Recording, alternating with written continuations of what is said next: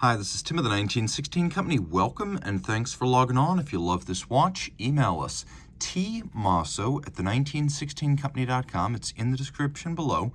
Your purchase and pricing email question line for buying this or any watch you see on any of our platforms. Reach out to us directly, tmosso@the1916company.com for pricing. Today we are discussing the Bethune DB27 Titan Hawk V2. This is the second generation of the watch as it debuted back in 2018. And today we have a handsome combination of the standard grade 5 titanium case with an unusual and rich brown dial. So the watch is quite easy to wear. You can see that 43 millimeters in diameter. It's only 11 millimeters thick. 50.6 millimeters from lug tip to lug tip with the lugs extended, and then you compress them, and then the compressed extension is 47 millimeter lug to lug with a 26 millimeter spacing between the lugs.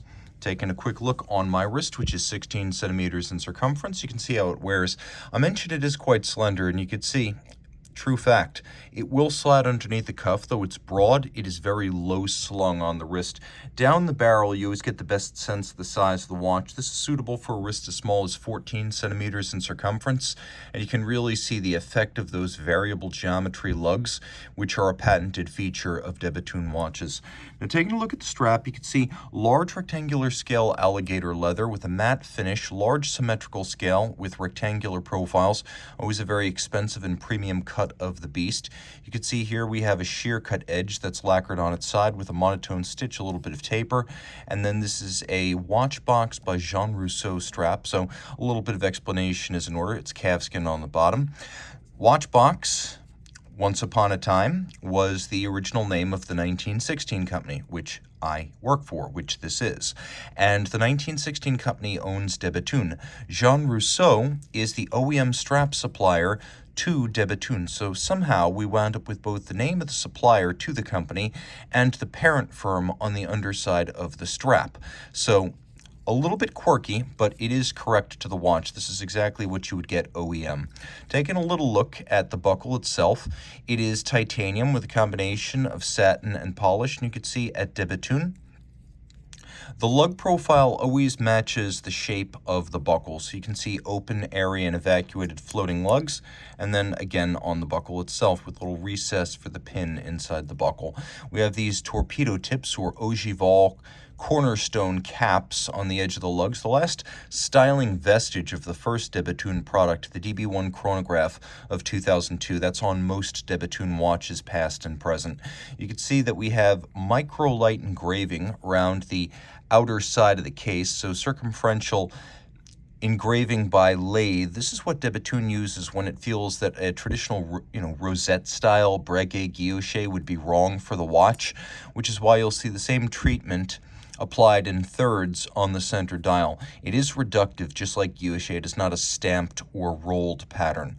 Taking a quick look, grade 5 titanium, lighter than steel, also more scratch resistant than steel. We have a double row knurled screw down crown. The water resistance is 30 meters, and the primary reason for the screw down crown is to protect it from the motion of the upper lugs. That's why there's a screw down there.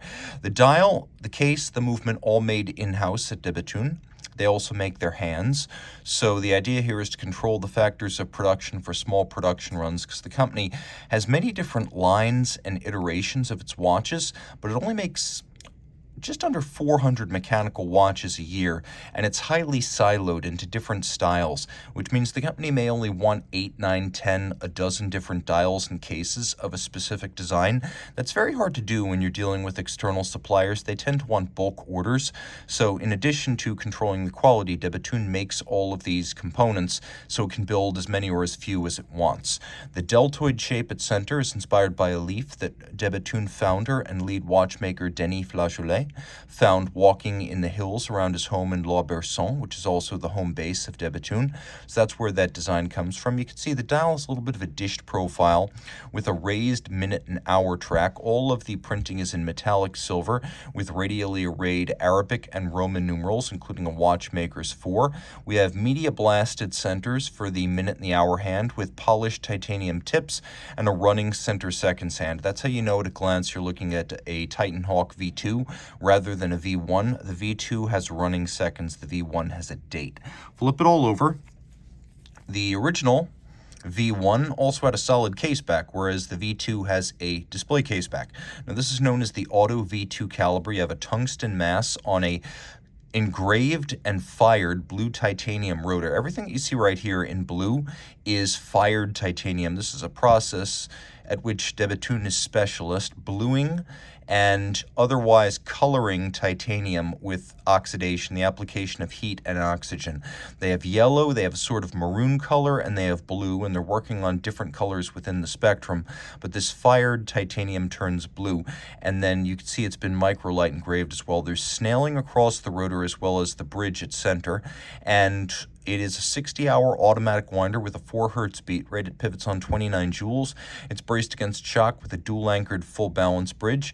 It has a patented balance with a titanium wheel and white gold mass as outboard. Denis has created at least 10 different balance wheels. This is the 2016 patent balance. His goal always to move as much of the total mass to the rim as possible, reduce the impact of aerodynamic friction on timing, and reduce the impact of temperature change on timing. And then we get really close. Let's see if the phone can capture this. There's a hairspring that is 2 pieces shaped independently and then clamped together with a micro clamp. You can just see through the aperture in the bridge. And so the idea here is it's flat like a flat hairspring and shock resistant like a flat hairspring, but it breathes concentrically with circumferentially balanced mass the way an overcoil would. So lots to love there. And it's a 30mm movement that nicely fills this display case back, and you can see quite handsome as the snailing across the bridges. Screw heads are polished. All titanium is microlight engraved. It is a great looking movement, and it is theirs. If you love this watch, reach out to Team Mosso with the 1916 company for purchase and pricing details.